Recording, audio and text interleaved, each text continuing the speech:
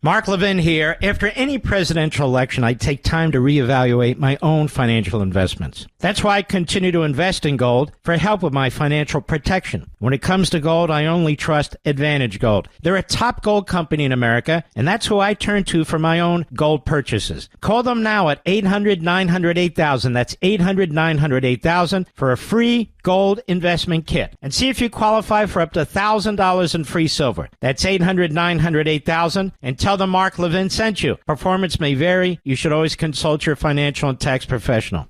He's here. He's here. Now, broadcasting from the underground command post, deep in the bowels of a hidden bunker, somewhere under the brick and steel of a nondescript building, we've once again made contact with our leader, Mark Levin.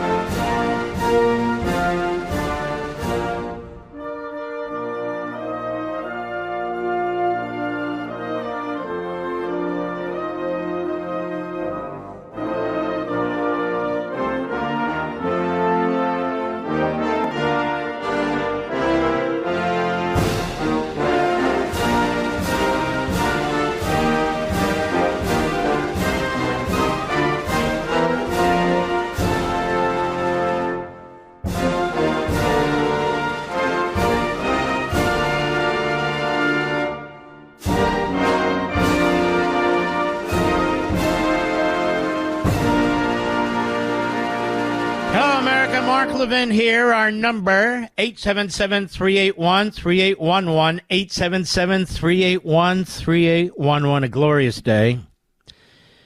President Trump gave a truly historic speech, a speech for the ages.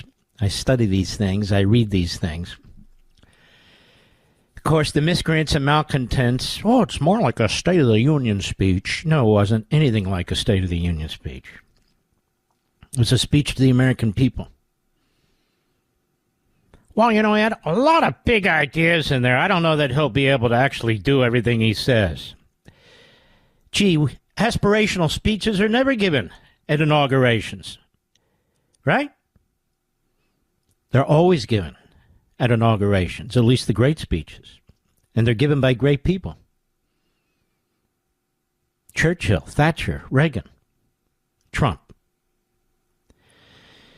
You see, ladies and gentlemen, you and I watched the speech, we listened to the speech, and then we go to this weirdly strange media phenomenon where the media tell us what we just watched and heard. Have you noticed that, Mr. Producer? They're interpreting for us what we, you, me, the people just watched and heard. It's really quite bizarre in many ways, quite frankly. President Trump is going to be announcing a number of executive orders. When he gets to that, we will go live to President Trump. Now, executive orders, as best as we could put together, and we see here the New York Times as well, some of the major ones: close the border to asylum-seeking migrants, declare an end to birthright citizenship. That's a big deal, which the New York Times says a guarantee granted by the 14th Amendment. They're liars. Involve the U.S. military and border security, which they say will have immediate legal challenges. They're wanting immediate legal challenges. There will be, but so be it. Declare migrant crossings along the U.S.-Mexico border to be a national emergency. Designate drug cartels as terrorists. And remote work policies order many agencies back to the office 4 to 5 days a week. Gee, that's so horrible. Get off your ass at home and come into the office like you did before the pandemic. Well, we don't want them. And we want a 4-day... sorry.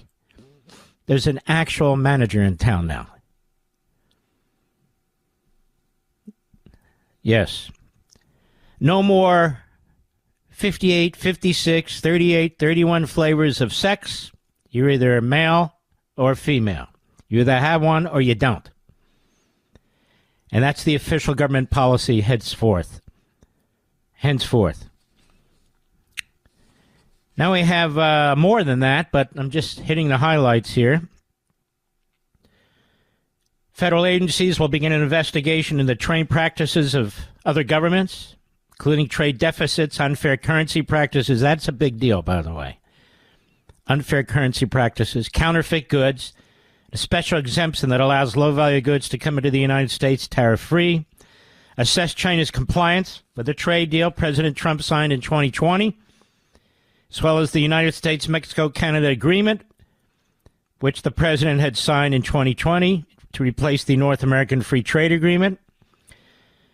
Order the government to assess the feasibility of creating the External Revenue Service, that would be under the Commerce Department, as I recall, to collect tariffs and duties from foreign governments. Declare a national emergency on energy, which could allow the president to unlock powers to speed permitting to pipelines and power plants. Order federal government to roll back regulations that impede domestic energy production. God bless them. Signal an intention to loosen the limits on tailpipe pollution and fuel standards. Here's what they're trying to say. It's not loosen the limits. The absurd limits that the Biden administration put in place would destroy all vehicles using combustion engines, force everybody into electric vehicles. So it's not a matter of loosening the limits on tailpipe pollution. It's a matter of reversing what Biden did and eliminate the electric vehicle mandate. You want to buy an electric vehicle? Go ahead. You don't have to. They say roll back energy-efficient regulations for dishwashers, shower heads, and gas stoves. And this is what you're going to get from the Holocaust-denying New York Slimes as well as other media outlets. It's not a matter of rolling back energy-efficient regulations. To have to keep running a dishwasher because of the requirements on water isn't energy efficient. That's not what it is.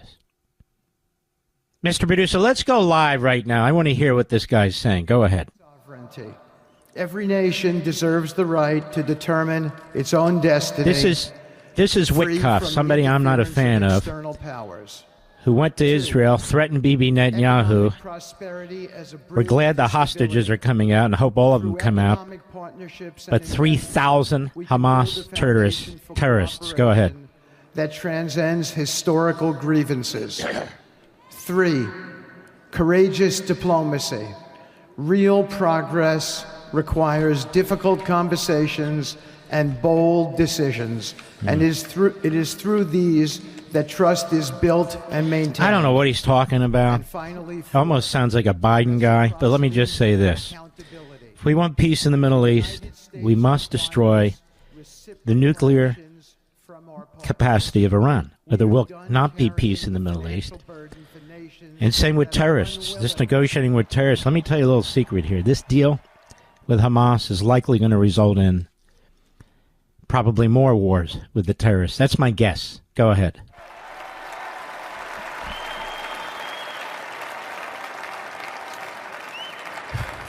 We are done carrying the financial burden for nations that are unwilling to fund their own progress.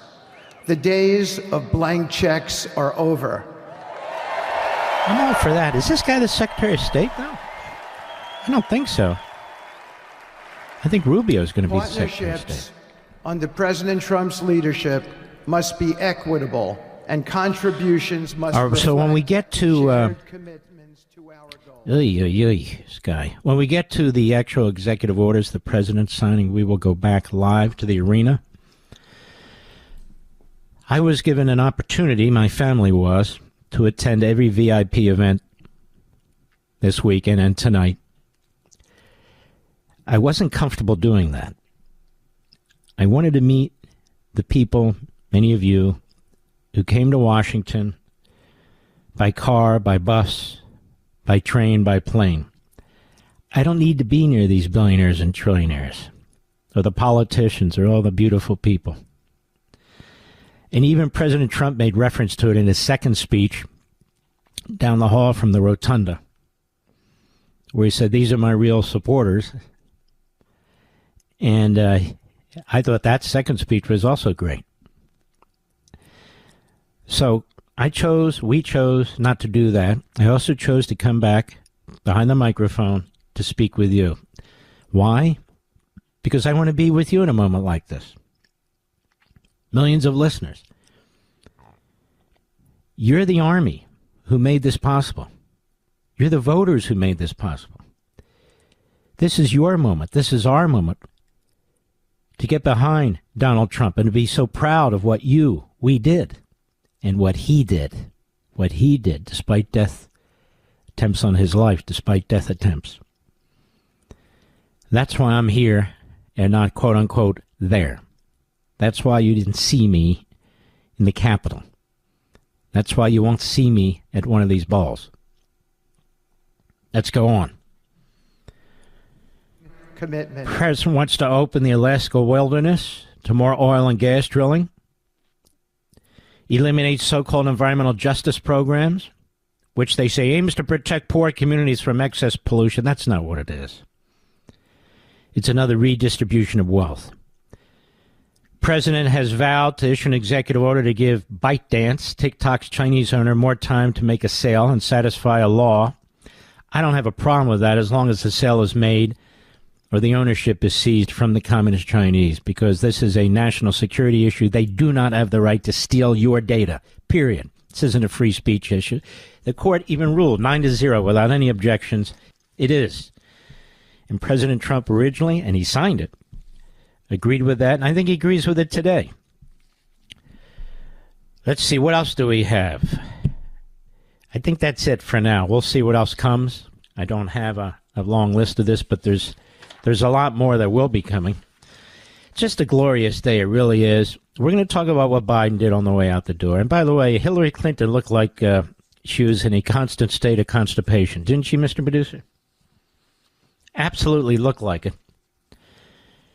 And there's a lie going on put up by the Forward, which is sort of a left-wing Jewish site. I wouldn't even call it that, but it is what it is. About Elon Musk. Elon Musk appears to do Nazi salute at Trump inauguration rally. From the Forward. Now, this would be the Elon Musk who, after October 7th, went to Israel to meet with Bibi Netanyahu. I think he went there with or met with our buddy Ben Shapiro. This would be the Elon Musk who went to Auschwitz, was horrified by what he saw, and said, probably 75% to 75% of my closest friends are Jewish,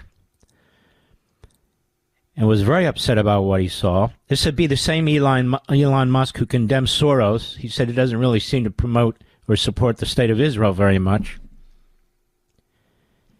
He's no Nazi or anything of the sort. You know, people try that with me, too. When I wave to the audience, your fingers are together, you wave high into the sky, they take a still photo and go, whoa, look at this, can you believe this?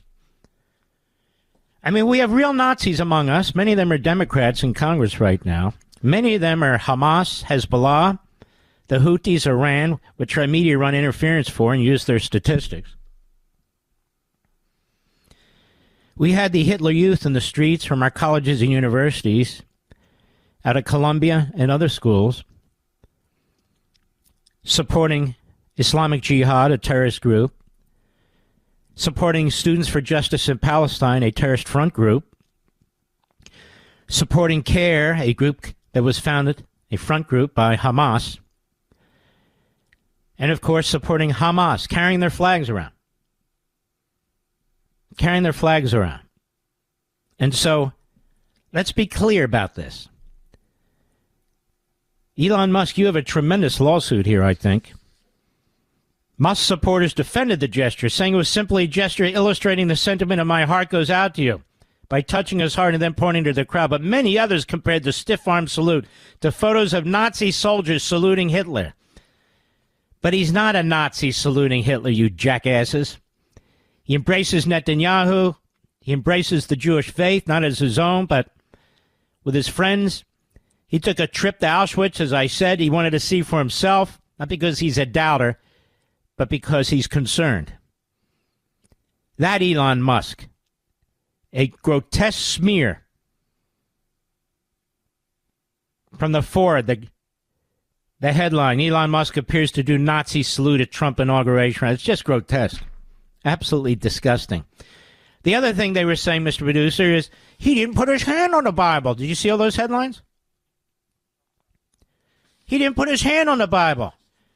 It's because John Roberts went to the oath so fast. Melania, who had two Bibles, one from his parents, his mother, and one from Lincoln, didn't have the time to get up there. She was situating herself to get a Bible to the president and to hold it for the president. That's exactly what happened. We're going to take a short break. Executive orders coming. We'll be right back. Mark Levin.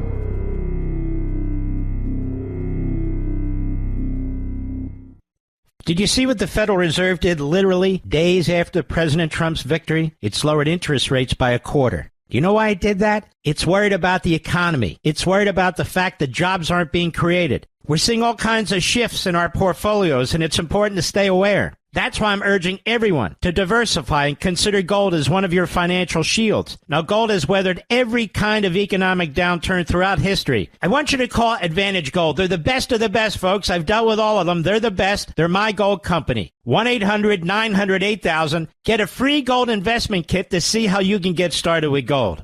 I recommend Advantage Gold to anyone who's serious about protecting their wealth, and that's you. Call 800-900-8000 for your free gold investment kit, and you can even qualify for up to $1,000 in free silver. That's 800-900-8000. Call them now. Tell them Mark Levin sent you. You'll be very happy with them. Performance may vary. You should always consult your financial and tax professional.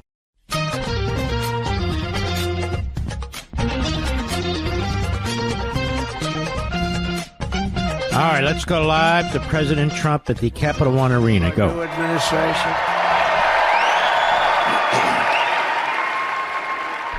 Hey, Don, will you stand up, please? Don is another one. How about Don? By the way, he announced that he's going to be signing J6 pardons when he gets back to the Oval Office.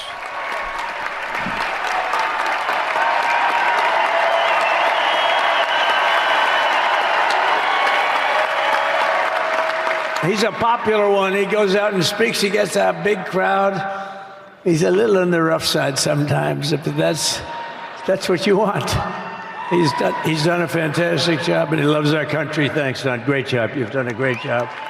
And Ivanka.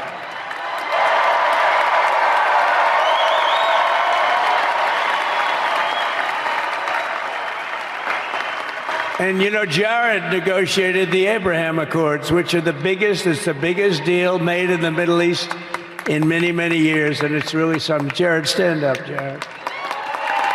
The Abraham Accords.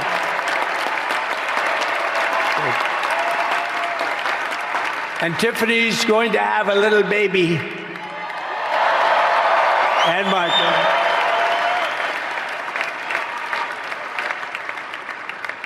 And then I have a very tall son named Barron. Has anyone ever heard of him?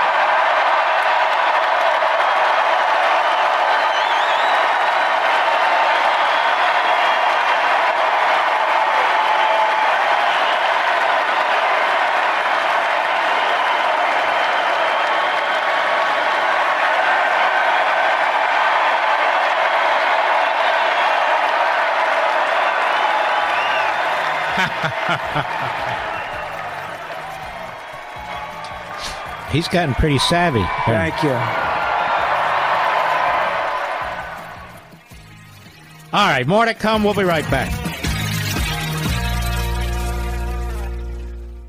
The markets are volatile. They're shooting up wildly only to drop without warning. The Fed just cut rates yet again, this time by a quarter point. Why? Because the Federal Reserve is not confident the economy is strong. In fact, last month only 12,000 jobs were created, all of them in the government. That's why I'm telling you again, diversification is crucially important. And diversification with gold is what I do. And the company I use, and I've used many, the best one is Advantage Gold. Call them now at 800-900-8000 for a free gold investment kit to see how gold gold can help you diversify your investments and take advantage now. Now, gold has been helping to protect and grow wealth for people for thousands of years. And in these times, it can be more crucial than ever. When it comes to gold, I trust Advantage Gold. They're one of the top gold companies in America. They're who I turn to when I purchase gold. Call them now, 800-900-8000. Call 800-900-8000 now for a free gold investment kit to see how gold can help you with your investment portfolio, a.k.a. your bank accounts, your paycheck. And when you do, you could qualify for $1,000 in free silver. That's 800-900-8000. Folks, don't wait. Call them now, 800-900-8000, and tell them Mark Levin sent you. Performance may vary. You should always consult your financial and tax professional.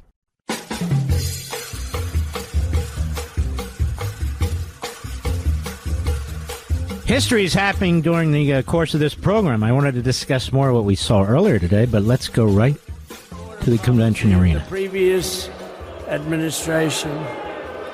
All over the world, they're emptying their prisons into our country. They're emptying their mental institutions into our country. It stops as of 1 o'clock this afternoon. Okay, it stops.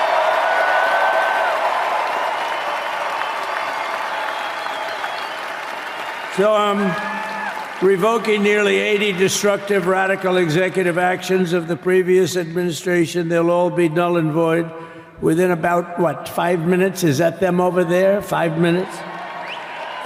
And next, to gain immediate control of the vast federal, out-of-control bureaucracy, I will implement an immediate regulation freeze, which will stop Biden bureaucrats from continuing to regulate. Most of those bureaucrats are being fired. They're gone.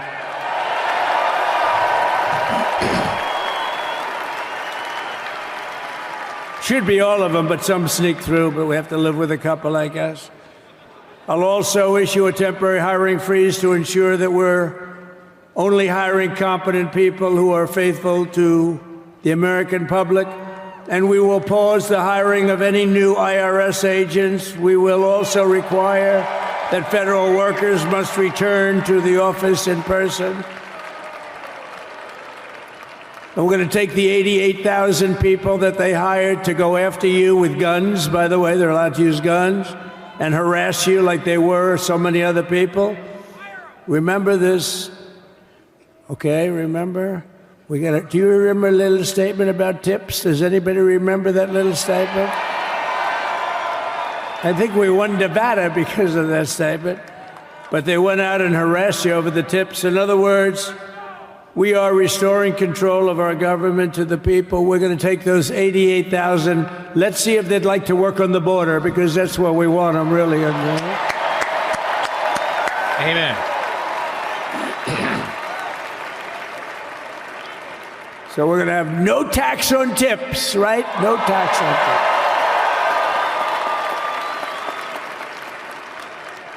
And we may have, like the Speaker of the House, is he here? He's done such a good job. Is Mike here? He's around here someplace. I saw him just a little while ago. Hello, fellas. Look at you guys. Yeah, I know it. He's great. He's doing great. They're all doing good. The Republican Party has never been unified like it is right now. They want to save our country. And we're going to more than save it. We're going to make it greater than it's ever been before by a lot. Next, I'm going to sign a presidential memorandum directing every member of my cabinet to marshal every power at their disposal to defeat inflation and rapidly bring down the cost of daily life, because your costs have gone through the roof in the last 4 years. Perhaps you didn't notice. Does anyone notice their costs are like double, triple, quadruple? You can't buy bacon. Apples have doubled in price. You want an apple, anybody? Pay twice what you did 2 years ago. We'll put more money in your pocket, and we'll bring back the American dream and to reduce energy costs and liberate our economy. So we have more oil and gas than any country in the world, and we're going to use it. We're not going to do the wind thing. Big, ugly windmills, they ruin your neighborhood, they ruin you. If you have a house that's near a windmill, guess what? Your house is worth less than half. And did you see up in New England with the whales? You see what's happening? So they had 2 whales killed in about 14 years. Last year and the year before, total, they had 28. So if you're into whales, you don't want windmills either. And they're the most expensive form of energy that you can have by far. And they're all made in China, by the way, practically all of them.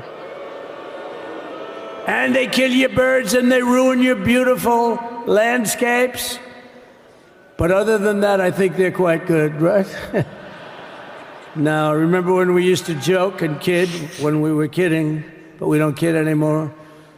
They want to watch the debates on television. They want to watch your favorite president on television. But the wind isn't blowing, so we can't watch television that night, Gladys. Remember? Gladys, I'm sorry, the wind is just not blowing. We're not watching Trump tonight. But I'm immediately withdrawing from the unfair, one-sided Paris Climate Accord ripoff. The United States will not sabotage our own industries while China pollutes. He's so much more conservative than any Republican, certainly since Reagan. All of them. All are much more conservative than any Republican since Ronald Reagan. Go ahead. It goes up in the air, you know. It doesn't stay there. It's not like you got a wall. We love walls, don't we? Not like you have a wall around and it doesn't. It floats into the United States of America after 3.5 to 5.5 days. It floats across the oceans and it comes right over your neighborhood and it falls into your neighborhood. So they all say, we have to fight for cleaner air, but the other dirty air is dropping all over us. So what the hell are they talking about? Unless everybody does it, it just doesn't work. You know, we had the cleanest air and the cleanest water that this country's ever had under the Trump administration, and we didn't do anything to stop jobs and stop production, believe me. You're going to see a lot of companies come pouring back because tariffs. I always say tariffs is the most beautiful word to me in the dictionary. Then I was reprimanded by the fake news. They said, what about love, religion, and God? I said, I agree. Let's put God number one. Let's put religion number two. Love, I don't know. We got to put that number 3, I guess, right? And then it's tariff. Because tariffs are going to make us rich as hell. It's going to bring our country's businesses back that left us. And I'll also sign an executive order to immediately end federal government censorship of the American people. In America, we believe in free speech, and we're bringing it back starting today. See, he's the civil libertarian, not the Democrat. Weaponization. Oh, do I know about that? These creeps. Deranged Jack Smith. You ever hear of him? Deranged. He's a deranged prosecutor. He's sick. They suck him on me. He's now been reduced to getting on an airplane, going back to The Hague or wherever the hell he came from. We got to get rid of that guy. Hey, was he one of the many people that got a pardon today? Did they pardon Jack Smith? No, we'll get into the pardons. Did you know that Biden, while I was making my speech, pardoned his whole family? It's amazing. So damn corrupt. The brother, the whole deal was pardoned. Can you imagine that? No. While I was making my speech. Did everybody hear my speech? Yes. Did you like my speech? Yes, very much.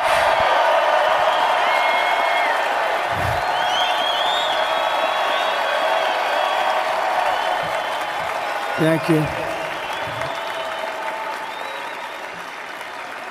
I mean, the only thing wrong with it is I had a lot of tough things to say, and I have some great people that work for me. Sir, this is such a great speech. It's so unifying. Don't talk about Biden with his pardons of his family. We want a unified country. They said, don't talk about the J6 hostages that you're going to be releasing today. Thank God. Sir, don't put that in your speech, please. I said, but I want to put it in my speech. I said, sir, it won't be unified like it is. It's so beautiful the way it is. And it is getting great reviews. You know, if I put things like that in, I'll get terrible reviews. One little paragraph that's a little bit wrong, the fake news goes crazy, right? So I said, all right, I won't put it in my speech, but you know what? I'm speaking in front of a hell of a lot of people at a place called Capital One Arena, and I'll talk about it there. So we're going to be going over to the beautiful Oval Office, one of the great offices in history. Even if it wasn't beautiful, it's the Oval Office, but it is beautiful. And we love the Oval Office. It all starts with the wars start and end there. Everything starts and ends at the Oval Office. We love it. But we're going to go to the Oval Office. We're going to release our great hostages that didn't do, for the most part, they didn't do stuff wrong. You take a look at what went on, and look what happens in other parts of the country. In Portland, where they kill people, they destroy the city, nothing happens to them. In Seattle, where they took over a big chunk of the city, nothing happened. Minneapolis, where they burned down the city, nothing happened. Essentially nothing happened. All they want to do is go after the J6 hostages. A 76-year-old grandmother was arrested the other day because she was looking at the Capitol or something like that. No, we're not going to put up with that crap anymore.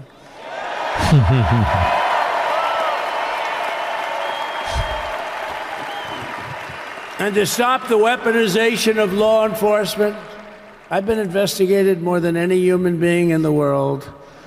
I believe I have the all-time record. Every day a subpoena. Every single day would get subpoenas. I was more than any person. Alphonse Capone, remember I used to talk about it? Now, Alphonse Capone, Scarface, he was a pretty rough guy. He was investigated about 1/100th what Trump was investigated. My father's looking down at me, my mother, how the hell did this happen? You know what it is? They investigated their political opponent, the opponent of Biden, and then ultimately Kamala. Has anyone ever heard of Kamala?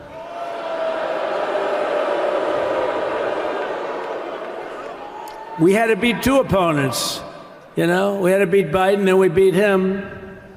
Now he goes on top. The guy was like 39 points down. I think I could have beaten Trump. They should have left me and I would have beaten Trump. No, his debate performance wasn't the best, right?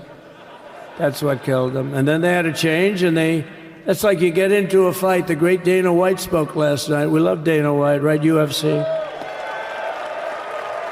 That's like he puts in two fighters. One of them's getting creamed, getting really beaten, and they say, all right, take him out. Let's put somebody else in to finish up the fight. That's what they did to us.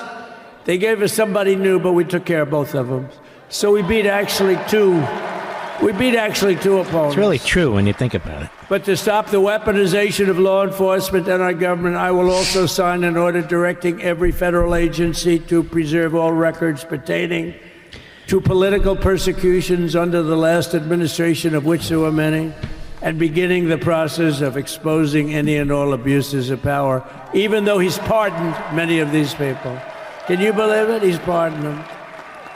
You know why he did it while I was speaking? Because that way I couldn't speak about it. I was speaking. I didn't know he did it. I finished my speech. We're going to have to take a short break. Obviously, what I was planning today has changed because we want to hear more from Donald Trump than my views about what happened earlier today, I'm sure. But hopefully we'll get to that as well. We'll be right back. Mark Levin.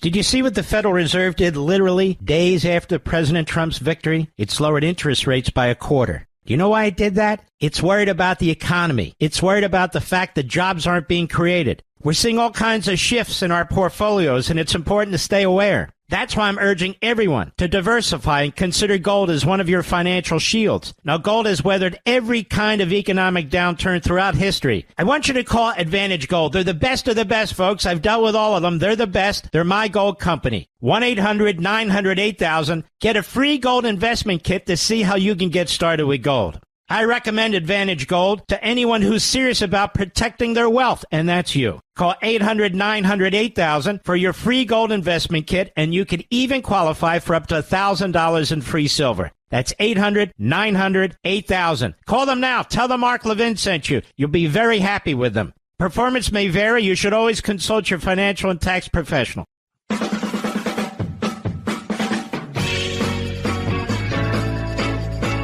Let's go right back. The president is signing his executive orders. Go. Say it. Do you want to say it? Oh, if you want me to, sir. Why don't you say what I'm signing? Sure. The first item that President Trump is signing is the rescission of 78 Biden-era executive actions, executive orders, presidential memoranda, and others.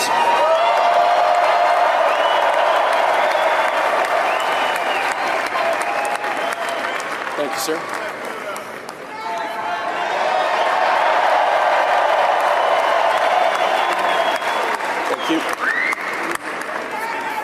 The second item, President Trump, is a regulatory freeze, as you announced in your speech, preventing bureaucrats from issuing any more regulations until we have full control of this, the government and this administration.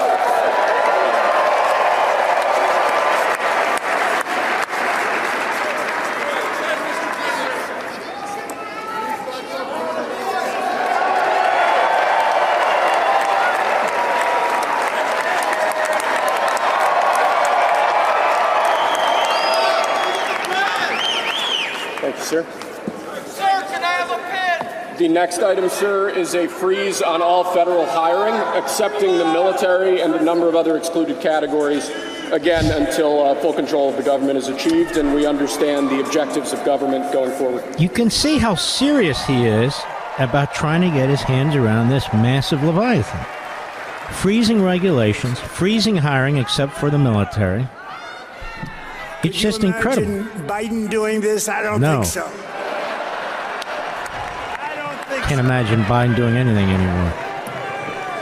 Sir, the next item, as you announced in your speech, is a requirement that federal workers return to full-time in-person work immediately. Show up for work. That's what all the rest of us do.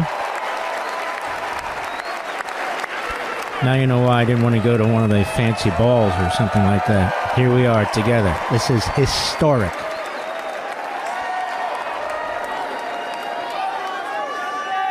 Thank you, sir. Next, we have a directive to every department and agency in the federal government to address the cost of living crisis that has cost Americans so dearly.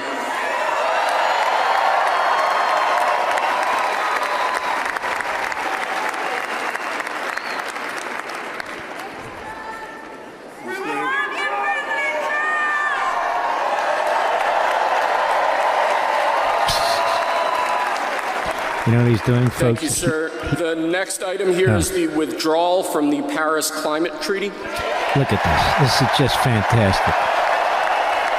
He says, hey, we're going to get our oil and gas out of the ground. We're going to have pipelines. We're going to have trucks. We're going to get our fuel to our people and cut costs and get this economy rolling again.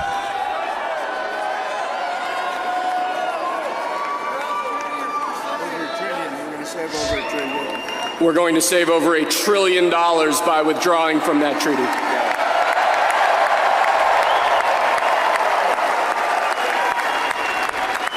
And the next item, sir, is a letter that will be transmitted to the United Nations explaining that we are withdrawing from the Paris Climate Treaty. These elections matter, folks. You did this. His courage, his leadership, but you did this.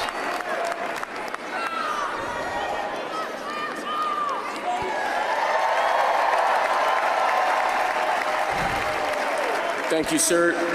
Now that's just what he signed. That's just what he has signed at the arena. Restoration of freedom of speech and preventing government censorship of free speech going. Now this is a big civil libertarian move. This is a big First Amendment move to fight the Democrats, the autocrats.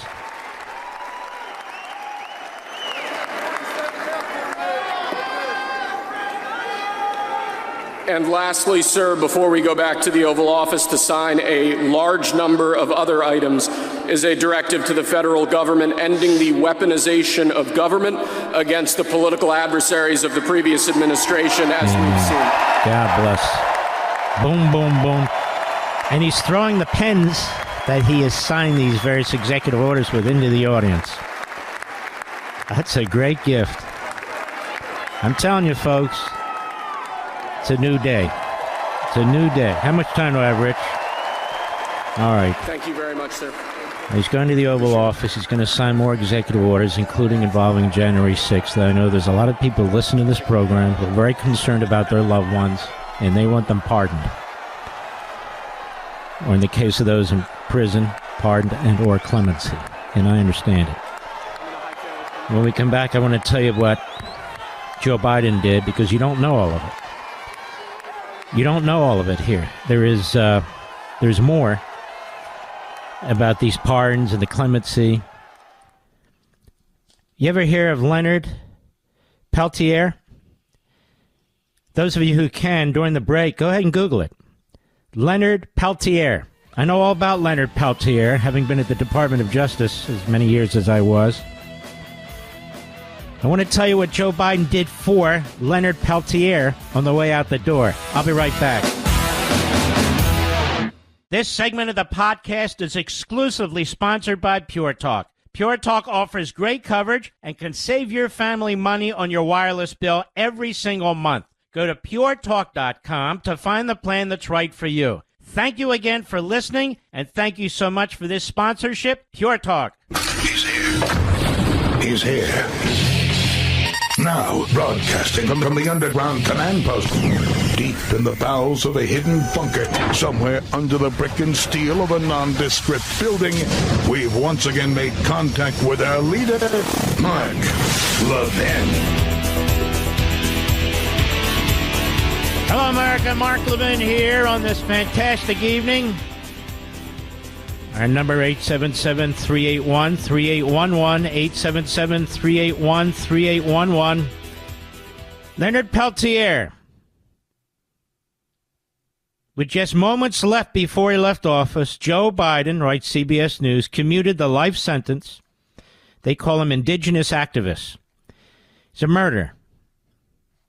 In Native American. Leonard Peltier, who was convicted in 1975 for killing 2 FBI agents.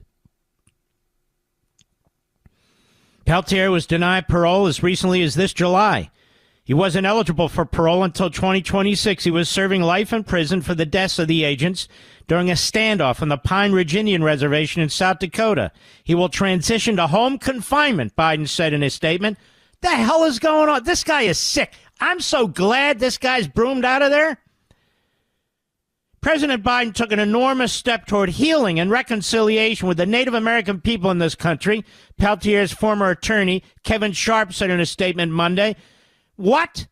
So the Native American population backed Peltier? No, they didn't. It took nearly 50 years to acknowledge the injustice of Leonard Peltier's conviction and continued incarceration. But with President Biden's act of mercy, Leonard can finally return to his reservation and live out his remaining days. What do you think of that, folks? An enrolled member of the Turtle Mountain Band of Chippewa in North Dakota, Peltier was active in the American Indian movement, which began in the 60s as local organizers in Minneapolis that grappled with issues of police brutality. The movement grabbed headlines in 1973 when it took over the village of Wounded Knee on the Pine Ridge Reservation, leading to a 71-day standoff with federal agents. I remember this. Tensions between the movement and the government remained high for years. On June 26, 1975, FBI agents came to Pine Ridge to serve arrest warrants amid battles over native treaty rights and self-determination. This was a radical, violent group. After being injured in a shootout, agents Jack Kohler and Ronald Williams were shot in the head at close range, the FBI said. Also killed in the shootout was American Indian Movement member Joseph Stuntz. 2 other movement members, Robert Robideau and Dino Butler, were acquitted of killing Collier and Williams. After fleeing to Canada and being extradited to the United States, Peltier was convicted of 2 counts of first-degree murder. These agents were shot in the head as they were wounded. And sentenced in 1977 to life imprisonment, despite defense claims that evidence against him had been falsified. And it goes on. This is what I mean. You had the Puerto Rican terrorists who shot up the Capitol building, who blew people up, and they were all taken care of by Clinton and Obama. You have this, in my view, murder, and taken care of by Joe Biden. Other murders in the federal system, 37 to count, who were taken care of by Joe Biden. We have to sit here and talk about January 6th, like there was an insurrection, an armed insurrection where these people were murdering people. That never happened. And there's more. The AP, in one of his first acts as president, one of his final acts, I think is meant, Joe Biden pardoned Dr. Anthony Fauci, retired General Mark Milley, members of the House committee that investigated the January 6th attack on the Capitol, in an extraordinary use of executive power to guard against potential revenge, he said, by the new administration. Let me be clear about this. Let me be very clear about this. The reason Fauci needed to be investigated criminally is because of the funding of this lab and then the subsequent cover-ups of what this lab had done. Mark Milley undermined the commander-in-chief in his speaking with the Communist Party military behind Trump's back, among other things. Now, these investigations should continue, whether they be criminal or congressional. They should continue so we can get to the bottom of everything and get all the facts out.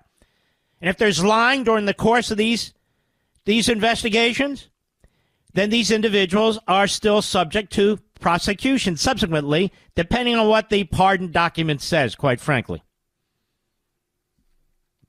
And then, of course, he pardoned every member of the January 6th committee. So all the destruction of evidence, that is obstruction of justice because they turn this information over. They turn the information over to the Department of Justice and the rogue unconstitutional prosecutor, Jack Smith, for the purpose of influencing criminal investigation. But if you're going to do that, that's not protected by the speech and debate clause, as obviously Biden and his lawyers know, as I've explained for months, which is why they went ahead and sought to protect them. Then what did he do? Literally, 14 minutes before the clock ticked to noon, before Donald Trump became president, which means he signed these pardons for his family, and he signed them to take effect 14 minutes before he was leaving office as the non-president. USA Today, President Joe Biden pardoned his brother, James Biden, and other relatives for unspecified crimes, a similar last-minute move to protect his family from potential investigation is when he pardoned his son, Hunter Biden, for gun and tax convictions. If this doesn't demonstrate what a crooked family this is, then nothing does. This will truly go down in history as one of the great scandals. It truly will. Biden said he pardoned his brother and other relatives, James's wife, Sarah Jones Biden, sister Valerie Biden Owens, her husband, John Owens, and another brother, Francis Biden. How many of these bastards are there? Because of concerns about baseless and politically motivated investigations wreak havoc on their lives, safety, financial security. That's hilarious. The guy that oversaw lawfare against Donald Trump, even when individuals have done nothing wrong and will ultimately be exonerated, the mere fact of being investigated or prosecuted can irreparably damage their reputations. I want to know what Democrats stand behind this. I want to know what Democrats stand behind the clemency for Peltier. I want to know. I want to know what Democrats stand behind the protection of the January 6th committee members under whose oversight enormous amounts of information was destroyed. Enormous amounts of information was destroyed. I want to know what Democrats stand behind this. Chip Roy, our buddy, he says the implication is that they needed them. And he called on Congress to demand the truth. Hours before leaving office, you know what he did with these preemptive pardons. These public servants have served our nation with honor, said the dim-witted Biden. But Chip Roy says, implication is they needed the pardon, so let's call them all before Congress and demand the truth. And he's exactly right. They don't have any Fifth Amendment protection since they've gotten a pardon. If they refuse or lie, let's test the constitutional reach of these pardons with regard to their future actions. Florida Governor Ron DeSantis agreed. He said, absolutely, I've agreed with this, too. I believe it ought to be done. Look, the pardons are constitutional. The question is the extent of them here, and they need to be tested because no president has ever issued as many pardons in the history of our country. No president's pardoned a family member, let alone his entire family. They show up for Thanksgiving. You look around the table, they've all been pardoned, Mr. Producer. What do you make of that? Andrew Huff, author of The Truth About Wuhan, How I Uncovered the Biggest Lie in History, told Breitbart News earlier this month a pardon of Fauci would incriminate everyone, adding, the acceptance of a pardon is an admission of guilt of the crimes. And it goes on. We're going to have on the program, literally in minutes, Peter Schweizer, who wrote the book on the Biden crime family. We're going to get his input right away. We're also going to have Julie Kelly on the program at the top of hour 8, our third hour, to talk about January 6ers, and apparently some of them are already being released, so we want to get updated on that as well. We'll be right back. Mark Levin.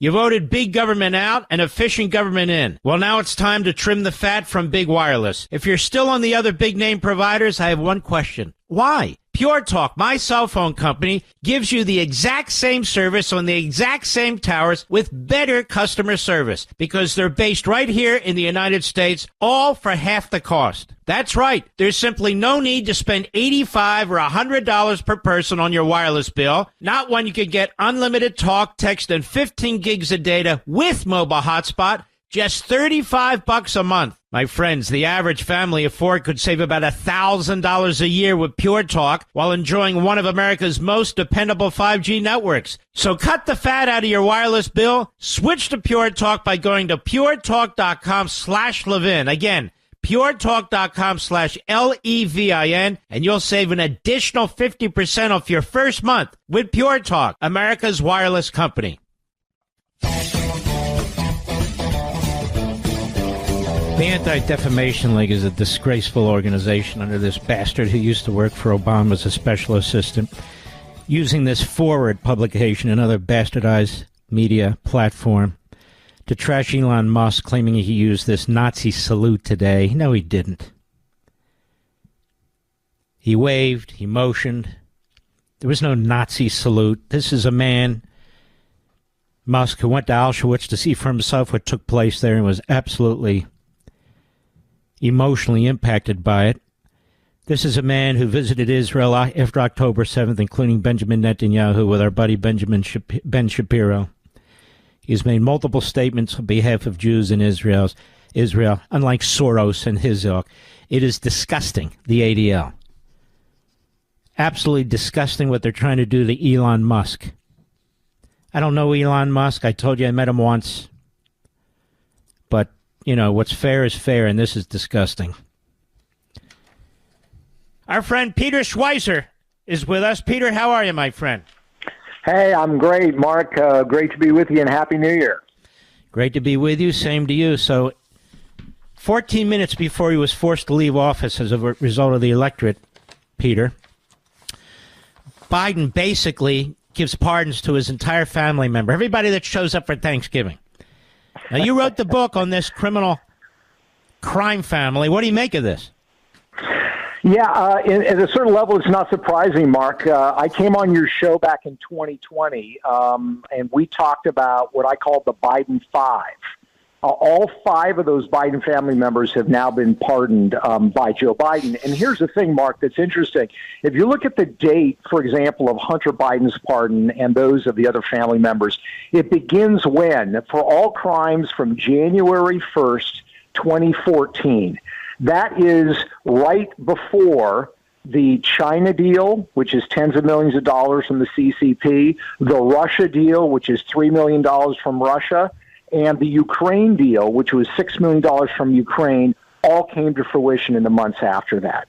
The pardon also goes up until December of last year. And so you wonder, why are they taking it so far? Well, then you realize, of course, that Hunter Biden had his oil painting business. right, where he was selling his paintings to foreign oligarchs.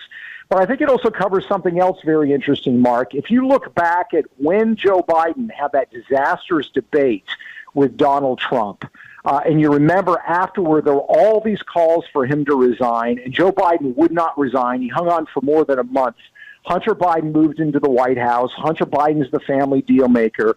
I am absolutely convinced that some exit deals were signed, that the Bidens got money to go away from Democrat donors. And so any, potential crimes that existed with those kinds of deals would be covered by these pardons as well. So the pardons instruct us that they know where they have possible criminal liability, and that's why those dates were assigned, and they're as specific as they are. The boldness of this, even though they hit it right up to the end, but still the light of day, they must be so damn corrupt, Peter, that he's prepared to completely destroy whatever little thimble of a reputation he had left for history in order to protect his entire family, and in doing that, protect himself, correct? I think that's exactly right, Mark. I mean, look, we know all political figures want to have history remember them well.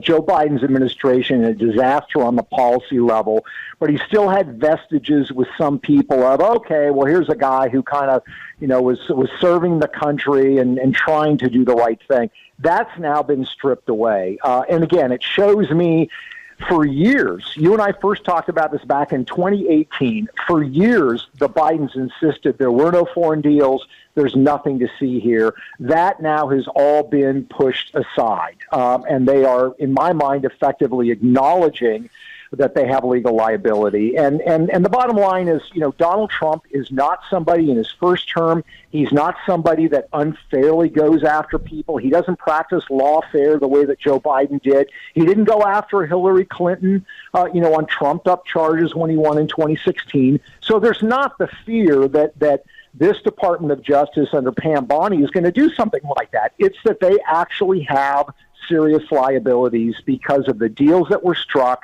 the amount of money, and who the deals were with.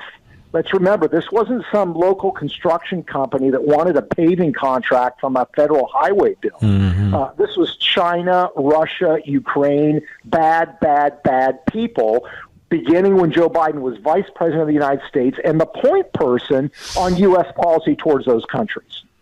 By the way, I just want to inform our audience here, Marco Rubio was confirmed 99-0. He's made a lot of friends in the Senate. I don't know of anybody that gets confirmed 99-0 these days, Peter. And also, the Lincoln-Riley bill passed the Senate, too. So great news. That's all good news there. I'm sure the Democrats said, all right, let's do Rubio, let's do one or two others, and that way we can justify our opposition to Hegseth and Kash Patel by saying, no, when you have a good candidate, we vote for them. So, it's all, for them, it's all a matter of positioning. Peter, I want to hold you over, but here's the thing to me, and Chip Roy's made the point, and Governor DeSantis agrees. I certainly believe in this, too. They're to go ahead, in fact, absolutely move on congressional hearings into the Biden crime family and into these pardons. There's nothing to stop them from doing that, from taking testimony from each and every one of them about their roles in these various events. And, of course, they're not able to claim the Fifth Amendment anymore. They've just been pardoned for any crimes they may have committed.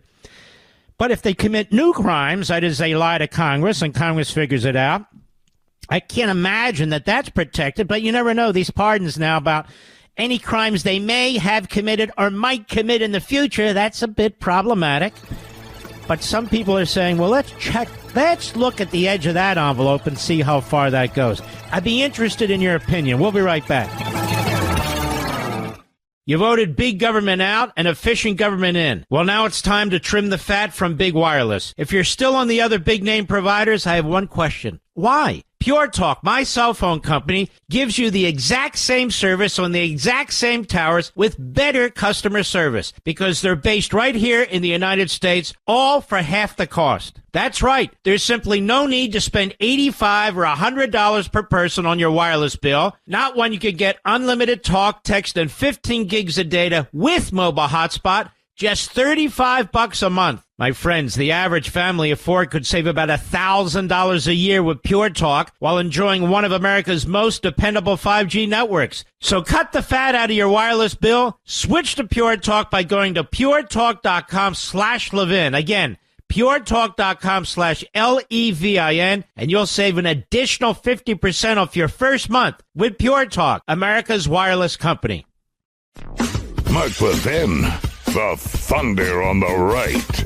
Call in now, 877-381-3811. By the way, I've met so many wonderful people in Washington. Not the beautiful people. You know what? That's not right. The wonderful people are the beautiful people. I met many of you in Washington. And I know they're having the Liberty Ball and these other balls. We were invited to it, too. I could have met all my Fox friends there, Mr. Producer, all the radio people there. But I don't want to. I want to talk to you because there's a lot of very important things going on. We have the great Peter Schweizer with us here who really exposed the Biden crime family like nobody else.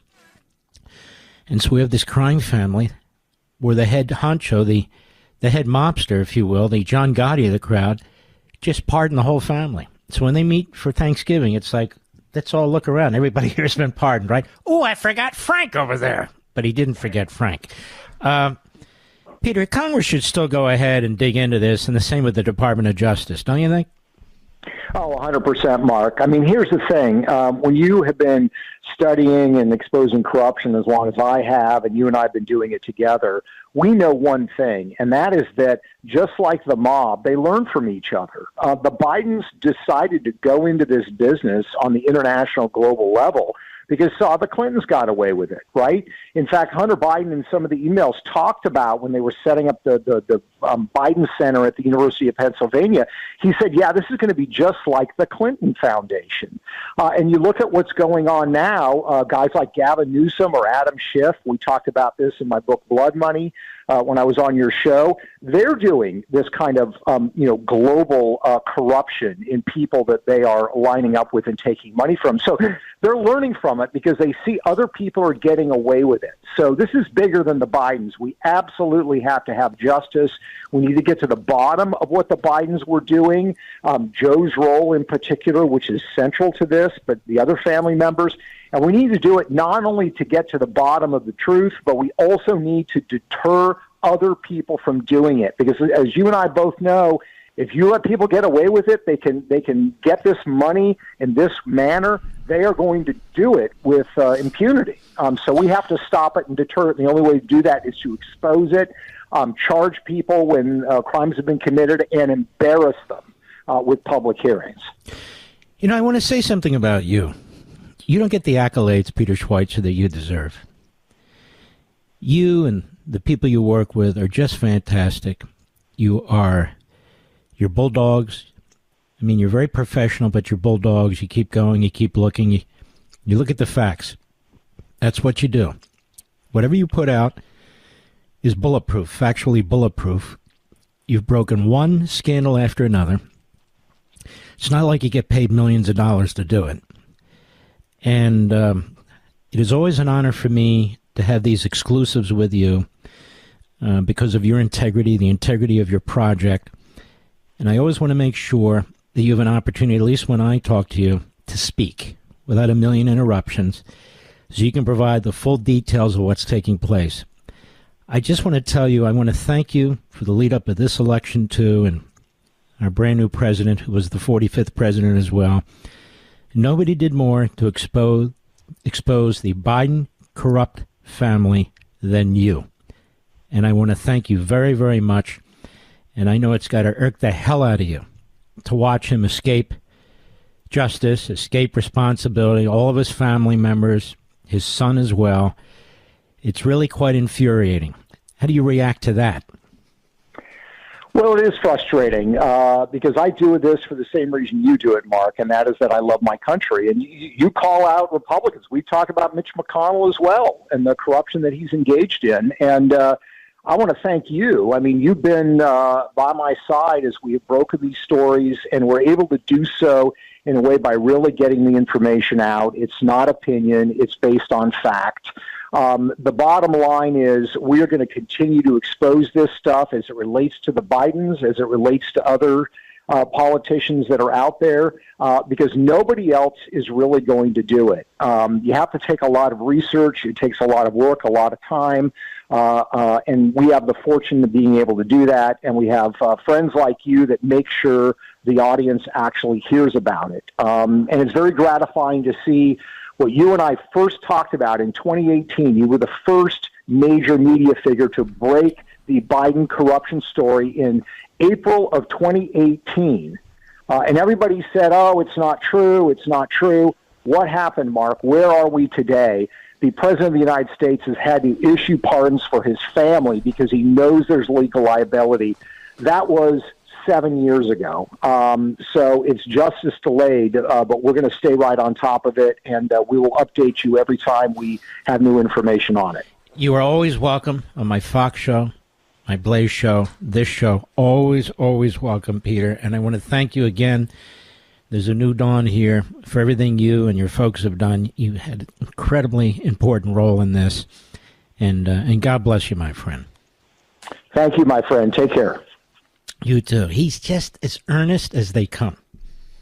He really is the nicest guy in the world, Peter Schweizer. And he's so exacting, so detailed in the information he provides. It's really bulletproof. This is why they won't put him on, the Constipated News Network or MSLSD. It's why they won't put him on CBS. And I could tell you backstories, but I won't. For years, I've done the first interview with him and his books and so forth because the first time I did it, nobody else would do it. And, I don't just put anybody on this show. I need to study these issues. I got to have faith in the person who presents the information. I don't believe I have to be the first. So now when he has a breaking story or book, he comes on my programs first. So he was threatened by somebody. I'm not going to get into the details. That he's not to do my show first. He should do somebody else's show first. He was threatened. But he's got such class and such loyalty. He said, no, I started with Mark, and that's the way we're going to do this. And that person said, well, then you're not coming on my program. But eventually he did. It's really quite grotesque in many of these situations in the various broadcast platforms and so forth. I don't conduct myself that way. I just don't. I don't threaten guests. I don't threaten people. You come on my show first or else. If you want to come on my show with a book, we will do it exclusively.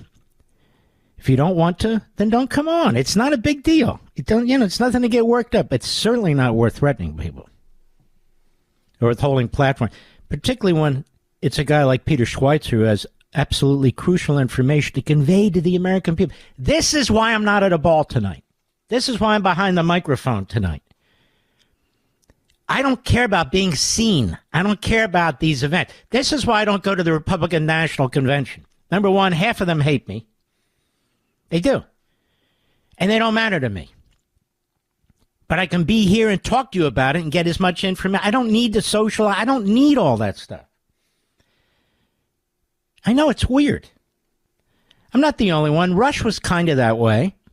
I'm very much that way. What's that? Okay, let's open a mic. Here's Donald Trump. Go. So this is a big one. Anything you want to explain about this? We hope to get them. We hope they come out tonight, frankly. They're expecting it. Approximately 1,500 people. Six commutations. Were there any cases you did not commute or part of people? We're looking at different things, but the commutations would be the ones that we'll take a look, and maybe it'll stay that way, or it'll go to full pardon. And the order does require the Bureau of Prisons to act immediately on receipt of the pardons and commutation orders. Sir, this is an Why don't we get that down so they can get them going right now? Yes, sir. Is that okay? Yep, absolutely. Okay. This is a proclamation guaranteeing the state's protection against invasion based on the current crisis at the southern border. It invokes various executive powers relating to the ongoing invasion at the southern border.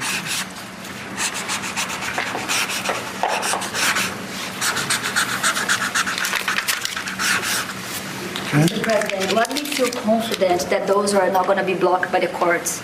This is I incredible. don't think they will. I don't think they can be. They're very straight up. Why don't you take that and go over here? Could you get him over here, not on the side angle? Do you mind? Just go right over here with your friends. Okay? Sir, this is an executive order realigning the United States refugee admission program to better align with American principles and American interests.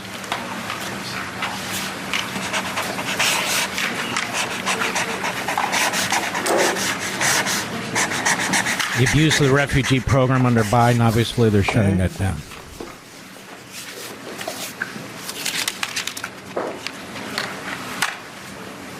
God, I love this. Thank you, sir. This next executive order is about protecting America from foreign terrorists and other national security and public safety threats. Again, crisis at the border, but it goes beyond that and it implicates other executive powers as well. Don't you feel more secure already, America? My beautiful daughter, Lauren's here with me. Cartels are now going to be seen as foreign terror organizations. Would you think about ordering U.S. Special Forces into Mexico to take them out? Could happen. Stranger things have happened. Mr. President, And that was actually that Maduro will accept Venezuelans. Say it. How will you make sure that Maduro will accept Venezuelans? Well, we're going to see in Venezuela. We're looking at Venezuela very strongly. It's a country I know very well for a lot of reasons, and it's, boy, it was a great country 20 years ago, and now it's a mess, right? Sir, can we expect ICE raids starting tomorrow in major cities? What does that mean? Can we expect ICE raids in major cities? I don't want to say when, but it's going to happen. Has to happen, or we're not going to have a country left. This is actually an executive order designating the cartels and other organizations to be foreign terrorist organizations. Yes. That means we have military. People have wanted to do this for years. Legal military authority to hit them. So they are now designated as terrorist organizations, foreign, and Mexico probably doesn't want that. But we have to do this man is unbelievable. what's right. They're killing our people. They're killing 250, 300,000 American people a year. Not 100, like has been reported for 15 years. It's probably 300,000. This is an executive. You said Mexico doesn't want that. How are you going to deal with this? I don't know. You'll have to ask them. Sir, this is an executive order entitled Protecting the American People Against Invasion, which again deals with the southern border and the unprecedented admission of illegal aliens across the southern border. Invasion. You'll notice that's a constitutional issue. They're locking this thing down hard. Security threat to the U.S., Mr. President. What's going to be your priority on foreign policy? Say? What's going to be your priority on foreign policy? What do you see as the biggest Well, foreign policy is a big statement. I mean, my priority on foreign policy is going to be to keep America safe. Very simple. It's a big question, though. That's a very big question. Who is going to be the first foreign leader that you plan to meet, or who are you going to call tomorrow in your first day? I've already been meeting people. I've been meeting them. I've been talking to them. Who is this person asking these questions? I met with Peanut Gallery. Prime Minister Trudeau, like all Governor Trudeau. I met with numerous foreign leaders. Go ahead. Sir, this next order relates to the definition of birthright citizenship under the 14th Amendment of the United States. Beautiful. That's a good birthright one. citizenship. That's a big one. What about That's that big. one? That one is likely to be passed. Could be. We think we have good grounds, but you could be right. I mean, you'll We'll find see out. what happens. Lower it, please, for a moment. Back on the audio, please. Back on the To audio, his family, please. because he did it during my speech. He didn't tell you in the limo? No, he didn't tell me. No. He did it. They released it during my speech. During my speech. So all I could do was say, The Biden "Excuse me, pardons I'd of like the to come Bidens." back and speak some more." So no, we were surprised by that. Mr. President, It's bad precedent, obviously. where are you thinking on tariffs on Mexico, given these actions you're You signing? know, it's an amazing thing. Donald Trump wants to enforce existing law. He's issuing executive orders to do exactly that.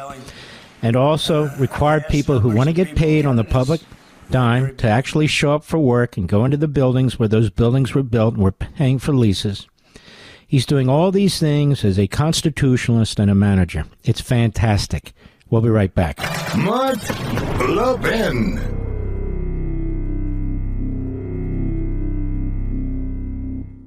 You voted big government out and efficient government in. Well, now it's time to trim the fat from big wireless. If you're still on the other big name providers, I have one question. Why? Pure Talk, my cell phone company, gives you the exact same service on the exact same towers with better customer service because they're based right here in the United States, all for half the cost. That's right. There's simply no need to spend $85 or $100 per person on your wireless bill, not when you could get unlimited talk, text, and 15 gigs of data with mobile hotspot, just $35 a month. My friends, the average family of four could save about $1,000 a year with Pure Talk while enjoying one of America's most dependable 5G networks. So cut the fat out of your wireless bill. Switch to Pure Talk by going to puretalk.com/Levin. Again, puretalk.com/LEVIN, and you'll save an additional 50% off your first month with Pure Talk, America's wireless company.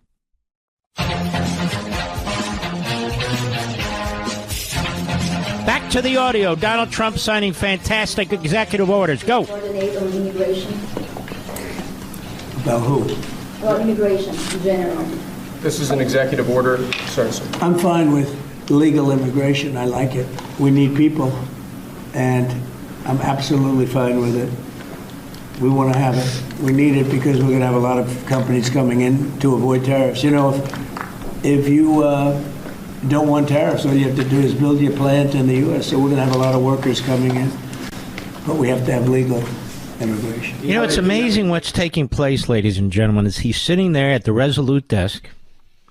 He's signing executive orders. He's taking questions in from a few rational reporters who aren't screaming at him. Whatever questions they ask him, he's answering, or he asks them to clarify the question. It's a completely different situation than with Biden. It's fantastic. I'll be right back.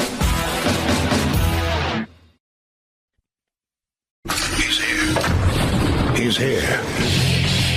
Now, broadcasting from the underground command post, deep in the bowels of a hidden bunker, somewhere under the brick and steel of a nondescript building, we've once again made contact with our leader, Mark Levin.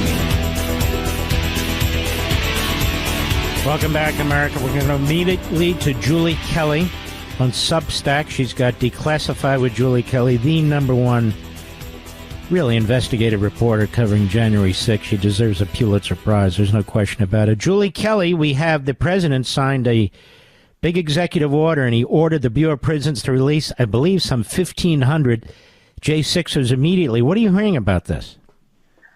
So he just signed in the Oval Office a full pardon for all J6ers. So this represents at least 1,500 defendants. That's the total caseload. He did do a carve-out for 6 defendants who he said are getting commutations, but he is reviewing their files. I think one of them might be Ray Epps. I'm not sure, although he didn't serve any prison time. But what this means, Mark, is the J6... Let me just be clear, because you're the expert. Is this every single one of them? Yes, sir. Wow. Full pardon. Go right ahead. Pardon. Yeah. So, and Mark, I want to thank you because you had me on your show in April of 2021, your Fox show. I was so nervous because you are like an idol of mine. Oh, my gosh. You were one of the few who would take on this issue and helped me get the word of the plight of the J6ers. And, of course, this was early on. We had no idea that this would continue for another 2.5 years. So I want to thank you, the J6ers. Appreciate your attention to this. Because honestly, Julie, I don't deserve any credit. You deserve all the credit. You do. I'm just listening to your genius on this and your hard work on this, and we are very indebted to you. And I want to make sure I understand this and the audience does. Every single one of these people in prison is going to be released. Is that what I understand?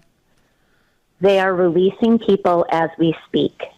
So they have started releasing people within the past few hours. I believe a directive went down to the Bureau of Prisons as soon as he was sworn in, that here are the list of people who are currently incarcerated. I think it's a few hundred who need to be released. And Mark, this includes members of the Proud Boys, convicted of seditious conspiracy, absolutely absurd conviction, trial. 20 years. Some of them got 20 years, right? 22 years. Enrique Tarrio, his mother texted me today, this evening, telling me that he is being released and he will go back home to Miami. So, yeah, pardons for all. That's what. And President Trump was very unequivocal. He signed it in the Oval Office. He was asked by a reporter, is this full pardon? And he said twice, full pardons for everyone except 6 individuals that they're reviewing their case. We just played that. We just played it. You know what's remarkable, Julie Kelly, and I think you'll agree with me. There he is. He's signing executive orders. He's taking questions from reporters. He's asking every single one of them. If he doesn't understand, he's telling them to clarify their point. We've never had a president like this, have we? I've never seen anything like this.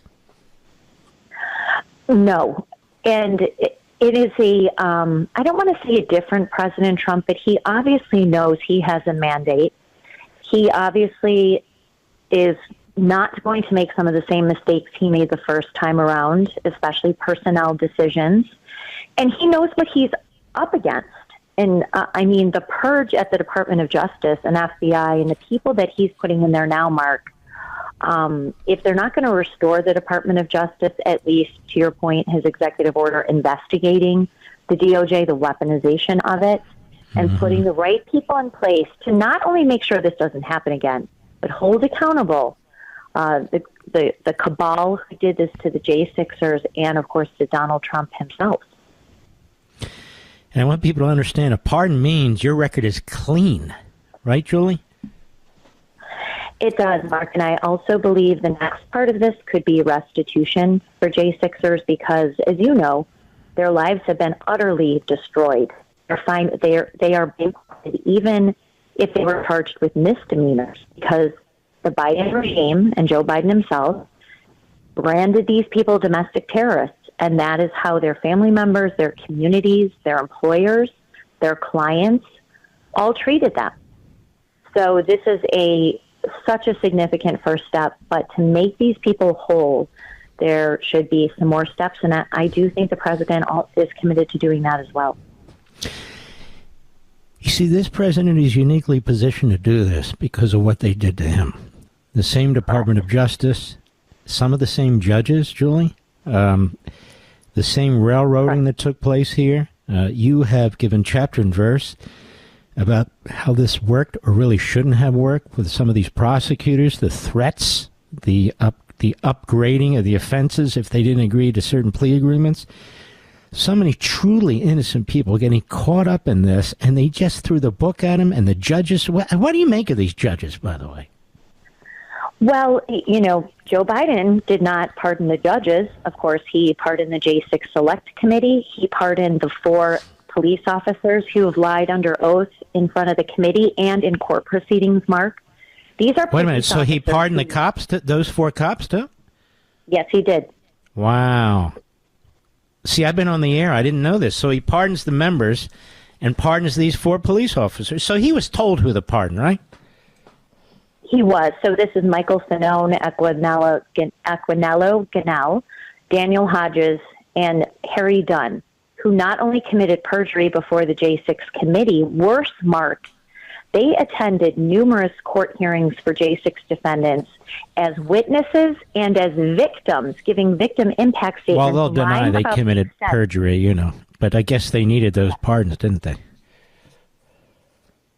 Correct. So now they're off the hook, and because they committed crimes. And this is part of, though, the entire operation to target J6ers and, of course, the president. But what do you make of these judges? You have these judges, almost, really all of them, were throwing books at these people left and right, left and right. It's almost as if it was an assembly line process, don't you think? It appears that it definitely could rise to the level of a conspiracy between the judges and the Department of Justice to systematically violate the rights of these defendants by, first of all, not moving a single trial out of Washington, D.C., going along with the DOJ. And these are conservative judges who did this, Mark, as well. I agree. Yes. So obviously that is probably the most egregious abuse there, withholding discovery, including Brady material, concealing the deployment of FBI informants and other undercover operatives who were involved in those proceedings. So there was no entrapment defense that could be made. And to the extent that J6ers tried to offer the entrapment defense, it was uniformly denied. So this was such a rigged system. And for people who saw what Donald Trump went through, whether it was New York or Washington, certainly Florida was the exception, this is precisely what happened to J6ers.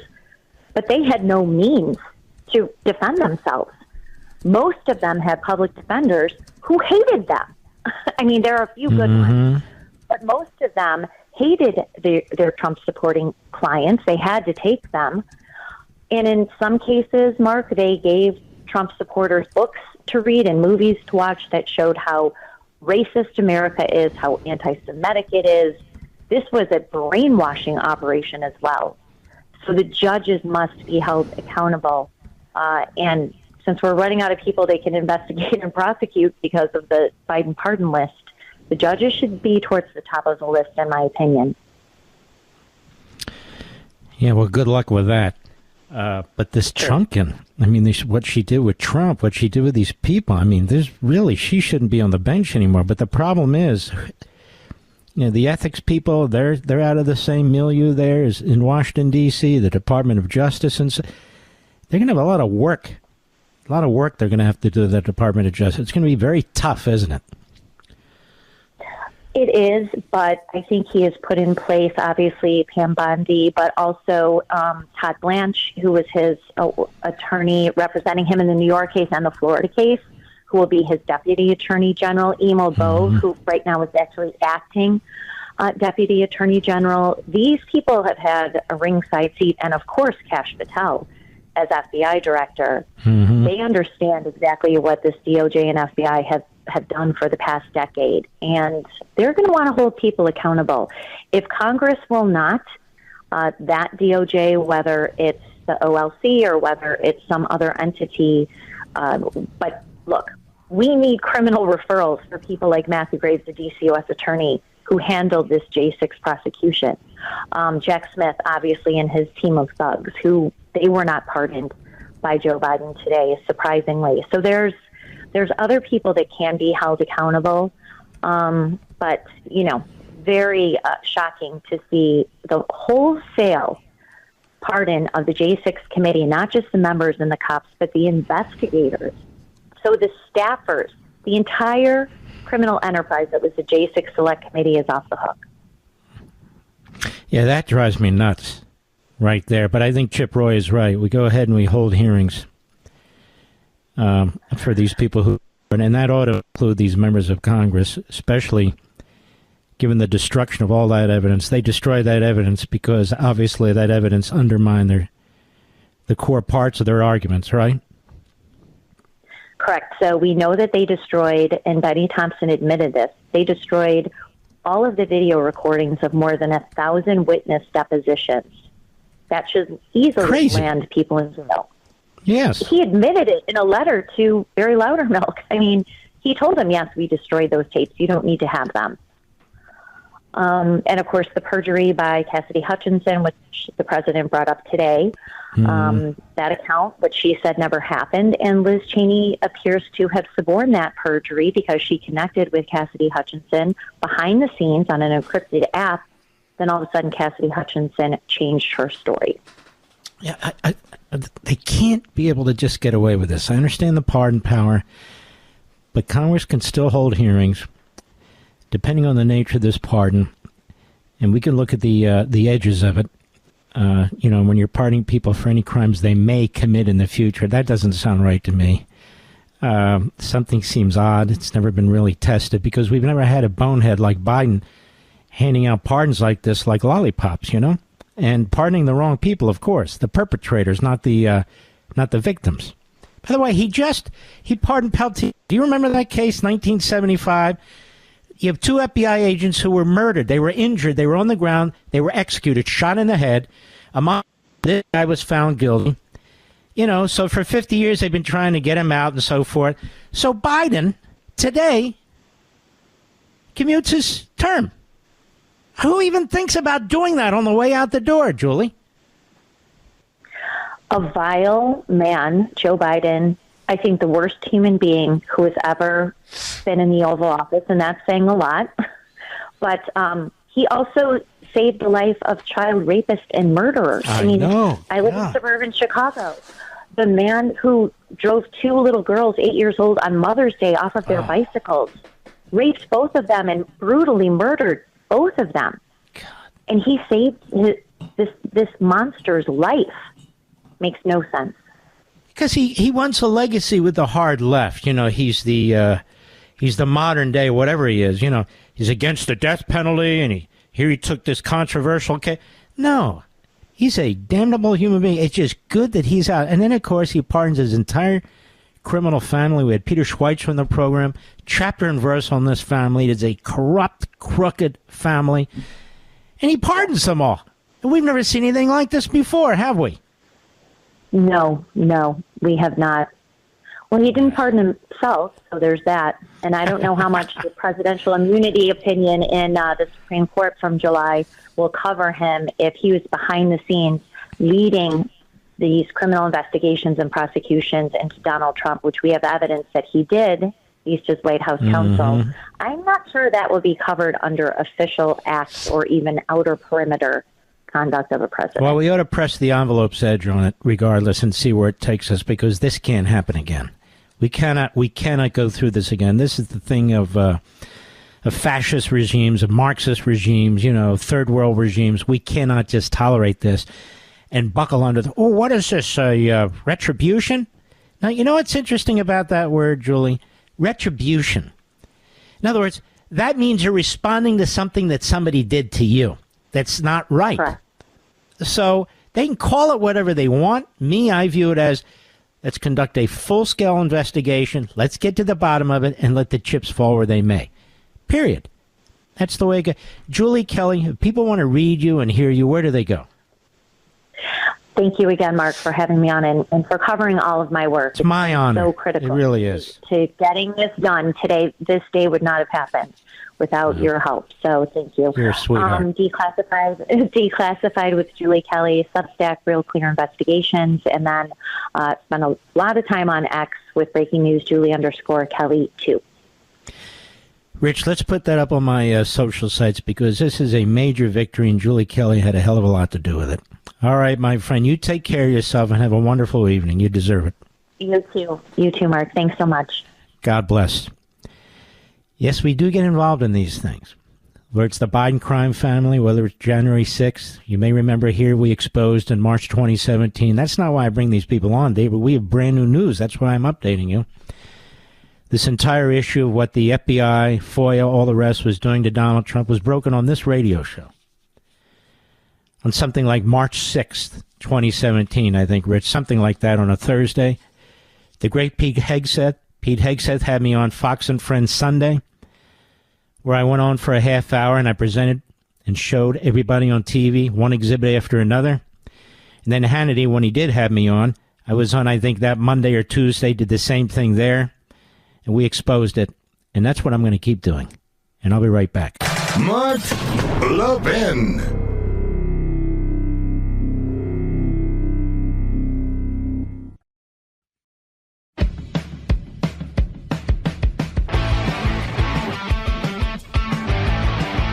Let me read you something that was just tweeted from our friend Brent Bozell, who's been in the conservative movement as long as I have, whose uncle was Bill Buckley, whose great father was Brent Bozell, and he's led the Media Research Center for almost 40 years. Just a fantastic man, a fantastic family. And he's got his son, who's also fantastic, Craig. He tweeted, "The new Trump administration has arrived with a real sense of purpose. For the past 4 years, the Biden administration has subjected America to a level of personal corruption, professional ineptitude, and abuse of power unheard of in our nation's history. President Trump committed to address all of this and immediately has put an end to the persecution of J6 defendants through his presidential pardon. I salute the president for this commitment to justice. I also thank him personally for liberating my son." The list of old friends and new friends who have shared their outrage in emails, texts, phone calls, and private conversations, always offering their prayers, have my family's everlasting gratitude as well. America's witnessed the Biden administration transform the FBI from perhaps the most respected to the most feared agency in the federal government. It's high time the Department of Justice be investigated, needs to be fumigated, and the rot expelled. My son was guilty of breaking 2 windows and entering the Capitol that day. He recognized this, was prepared to plead guilty and accept his punishment. That was until the so-called Justice Department offered him a so-called deal, accept a 3-year sentence or face a 20-year prison term, a fate which would befall him by the time they were done with him after throwing the entire weight of the federal government against him. Others capitulated because they either didn't have the financial means to defend themselves or didn't understand the nature of the abuse. My son refused. I'll be right back. Mark Levin, the great one. The great one, Mark Levin. Dial in now, 877-381-3811. I want to get back to the story of Brent and Norma Bozel's son, Greg. He said, "My son was guilty of breaking 2 windows and entering the Capitol that day. He recognized this, was prepared to plead guilty and accept his punishment. That was until the DOJ offered him a deal, accept a 3-year sentence, 3 years, for breaking a window, 2 windows, and entering the Capitol building, or face a 20-year prison sentence. A fate which would befall him by the time they were done with him after throwing the entire weight of the federal government against him. Others capitulated because they either didn't have the financial means to defend themselves or didn't understand the nature of the abuse. But my son refused. For that, they charged him with an insurrection, which they knew was unconstitutional. At the 11th hour, they added an assault charge, which was as dishonest as it was false. And when sentencing came, they tried to pin a terrorism enhancement charge. This is a man whose greatest crime prior to this was a traffic ticket. A traffic ticket. Were he a BLM rioter, he'd have been given probation and a nominal fine. Or, as has been the case with thousands who did far worse, nothing at all. But my son was a J6er. He was sentenced to 45 months. Almost 4 years in prison. Amazingly, this was one of the better outcomes. He has spent almost a half year in prison, leaving his wife without a husband and his 3 little girls without their father. I want to know who was behind this persecution. I want to know who chose my son because he shares my name. I want to know who gave the orders to throw the book against my son, including inventing heinous crimes, because I supported President Trump. I want them brought to justice, and I want to see them in prison. And there's scores and scores of stories just like this, truly. Truly. Scores and scores of stories just like this. This election was very, very important. Very, very important. And I think Donald Trump is 100% correct. I covered this on my TV show and here behind the microphone. Those J6 committee Stalinist Pelosi members were susceptible to charges of obstruction and more. The destruction of those records, if they ordered it, if they knew about it, if they in any way consented to it, that charge would apply against them. Why? Why doesn't the speech and debate clause protect them? Because they went outside the role, the usual role of Congress, to try and encourage the Department of Justice and the executive branch to bring criminal charges against the presidential candidate of the Republican Party. And in doing so, they withheld information, they destroyed information that you have to assume was probative and supportive of Donald Trump and the other J6ers. They destroyed evidence. Not just a little, a lot. And they did it after the Republicans won the election to take control of the House. And before the Republicans took over the House, about a week to 10 days before, as Congressman Louderback has made clear exclusively on this program and on my TV show, they destroyed so much data you can't even count it, including hundreds of depositions, videotaped depositions. Mr. Producer, it appears I missed the meeting of Fox at the Liberty Ball here. Everyone's there. And here I am at the bunker, doing what I do best, doing what I love most. Radio. Being with you people, my family. Plus, I can't stand these penguin suits. I went to an event, when was it? Last night, with some of the family, Republican Jewish Coalition, among others. And I went to that event, and I wore my penguin suit. My wife likes to tell me, you're very handsome in that suit. She just says that to get me to go. She said, no, you are. Well, she's quite beautiful. My daughter was there, beautiful. Granddaughter, mother-in-law, all beautiful women. Oh, and Jenna, my stepdaughter, she was there too. And David, the stepson. Did I get everybody, Laura? I think so. Let's take some calls here. Let's see. Hold on now. Let's see here. Let's go to Steve, St. Petersburg, Florida, XM Satellite. Steve, go right ahead, please. Steve is gone. Sorry? Let's go to Neil, Fresno, California, XM Satellite. Neil, how are you, sir? I'm good, Mark. Thank you for all the work you've done throughout all the years. I've admired your work and really appreciated your show. Thank you, my brother. I had a question. Thank you. I've been watching the social media and everything, and one thing that I've had a question about is, and I think it would go a long way if you were to just tackle this. Maybe you already have and I missed it. When Donald Trump would do something, it'd go to court, and it'd been tied up for years and years. It seems that Joe Biden issues these blanket pardons, and what I've always heard is that you can't issue a pardon on something that hasn't been confirmed as being an identified crime and a not a conviction per se, but at least a charge. And I'm wondering, there might have been two or three people. Let me just slow you down. I don't agree with that. I wish that were the case. If you read the pardon power in the Constitution, it's very ambiguous, which means it's plenary. And we do have a very big historic case where it's been done. It was, number one, is done by Washington in a blanket pardon. And number two, it was done by Gerald Ford or Richard Nixon when he resigned. I think it was one of the reasons he agreed to resign, which was he gave him a pardon for any crimes he committed or that he would be accused of committing any time in the future. Federal level, yeah. What if he's pardoning 30 people because he knows that 3 of them were involved in child abduction, rape, and murder, or cocaine distribution? Well, if they're federal offenses, he has the power to do that. Wow.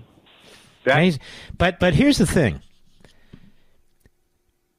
I don't know of any president who would do that but him, because no president has done that but him. Not in those specific crimes, but you understand my point is all these future offenses and so forth.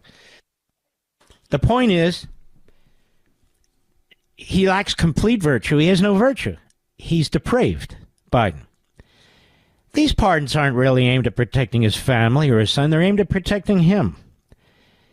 They wouldn't be making all this money but throwing around his name and using his positions. Joe Biden is the center of the wheel. He's the center from which the spokes come out on the wheel. He's the big mahaf, to put it bluntly. So all these pardons are done to protect Joe Biden. Because Joe Biden, in my view, is corrupt. And Peter Schweizer thinks so. I think so. Other people think so, too.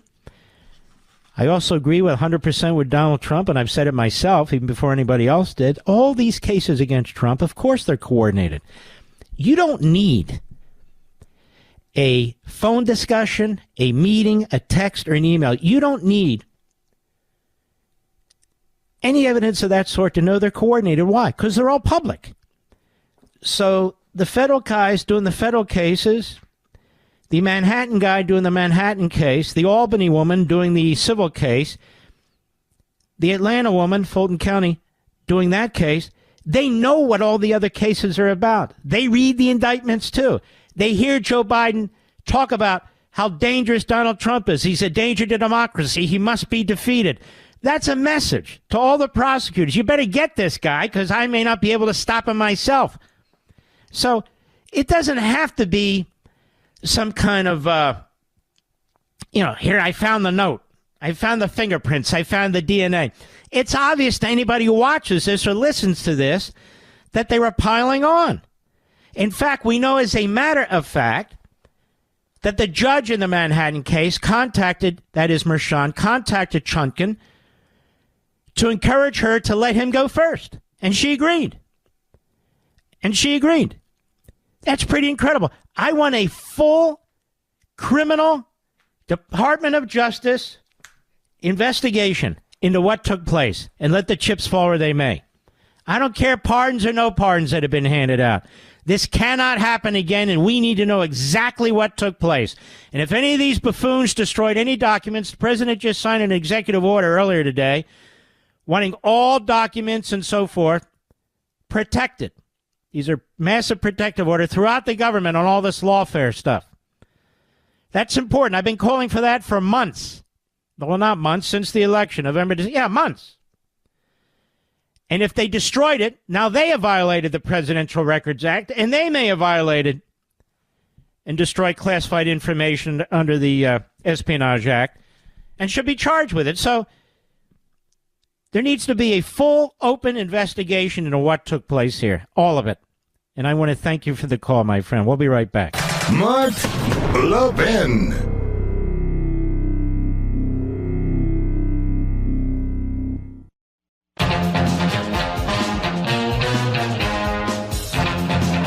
The Republican Jewish Coalition, I went to the Young Jewish Conservatives event that took place afterwards. So we want to keep these Republican, conservative, Jewish entities excited.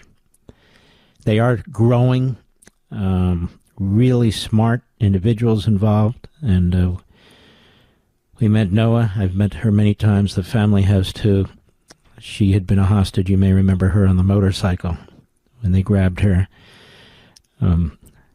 She's really become a very, very good friend of ours in this organization. So Young Jewish Conservatives is a fantastic group, too. It's nice to meet all of you. It really was. And all the people on the street, and all the people at the hotel. We were at a Residence Inn, Can we do a Four Season? Yes. I don't want to do it. Can I be at the Liberty Ball? Yes. I don't want to do it. I'm talking to my brothers and sisters. You. All right. I don't think we have a ton of time, but let's give this a little bit of a try. Let us go to Joe, Montgomery County, Maryland, the great WMAL. Go right ahead, please. Good evening, Mark. Quick question. The fact that these pardons are issued, does that remove any Fifth Amendment protections all of them have so they can be prosecuted in a civil case and sued? Has nothing to do with a civil case. And the Fifth Amendment protection is for criminal allegations and charges. So a civil case is quite different. And you'd still be wide open to be able to bring a civil case if you have standing as a party. Could all the J6ers bring a class action lawsuit? They don't need to bring a class action. Each one would likely have to bring their own, because all the facts aren't the same in each case. Maybe a guy broke a window, maybe a guy didn't break anything, maybe a guy was waved in. It's kind of hard to bring a class action. Maybe they can, but I think probably be better to bring 1,000 lawsuits. All right, my brother. Joe, good call, good questions. Des Moines, Iowa, on the Mark Levin app. Matt, Go right ahead, sir, please. All right, let's move on. Ivan, Miramar Beach, Florida. I don't have any idea how you're listening to us. How are you? Ivan used to be in Maryland. Ivan, how are you, and how are you listening to us? I'm doing wonderful, my friend. I'll never stop being proud to know you and to have met you, Mark. Thank you. Listen, Mark, I got a question and a comment real quickly. Since the pardon power is only applies to federal offenses, didn't the Supreme Court open the door for our states to creatively go after these guys that were pardoned, like they went after Trump in New York and Georgia? You know, why can't the states, the court didn't open up the possibility for the states to go after Trump. That state just went after Trump. Yeah, and what's that? I was going to say because they didn't halt the kangaroo court in the hush money case. I know, but they didn't authorize the state. But I get your point. They should have stopped it. Right. And your answer is yes on that. But that doesn't mean they authorized it, even though they kind of did. I get your point. And in terms of pardons, it's unique to the president and only the president. I think a president can pardon himself and can pardon himself against state offenses. Because the point is that you can't have a state interfering with a federal constitutional office, the only nationally elected office in the whole country, he and the vice president. And if the feds can't do it, the states certainly can't do it. Call us again, Ivan. We love you, baby. We salute our armed forces, police officers, firefighters, emergency personnel, our truckers, the men and women in Ukraine, our brothers and sisters in Israel, and you, the American people, celebrate. We have a brand new president, and he's hitting the ground running. And I'll see you tomorrow.